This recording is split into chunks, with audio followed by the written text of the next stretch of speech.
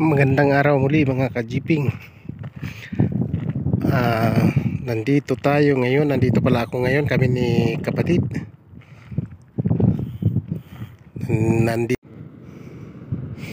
Nandito kami para mag-inspector.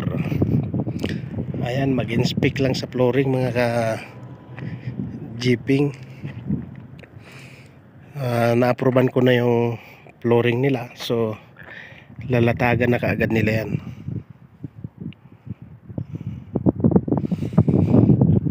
Kaumpisa na silang tatlo kasi sinabi ko na sa may-ari na na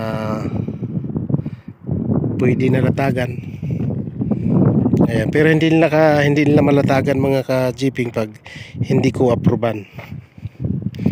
Kasi malayo kasi ang namin lugar. Pinuntahan namin to para tingnan ko lang yung flooring nila kung okay na o hindi.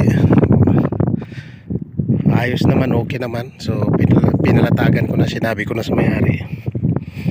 So hinihintay ko na lang yung bayad para sa pag-inspect ko dito.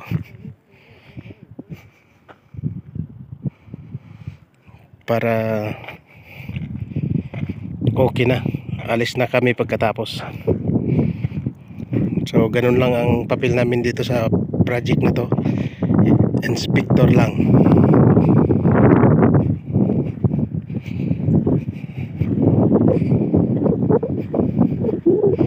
So kompleto naman lahat yung gamit nila. Ayun, may mga naka-prepare na lahat yung mga gamit. So latag na lang talaga. Nung na-approvean ko na, tinuro ko sa mga Pakistani kung ano yung dapat gawin. Yung mga kulang, kailangan tambakan. Ayun, nagawa na nila. So ready na to open. So pwede na kaming umuwi ni kapatid. Kasi yun lang ang papel namin dito, mag-inspect lang.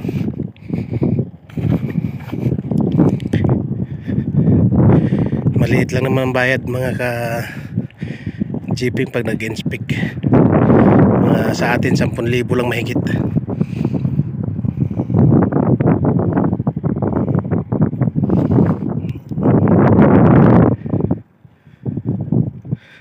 Ang isang oras pag-inspect dito nasa 10,000 lang mahigit, okay na. So pag nagbayad na sila, alis na kami. Yun lang ang papel namin mga ka-jeeping.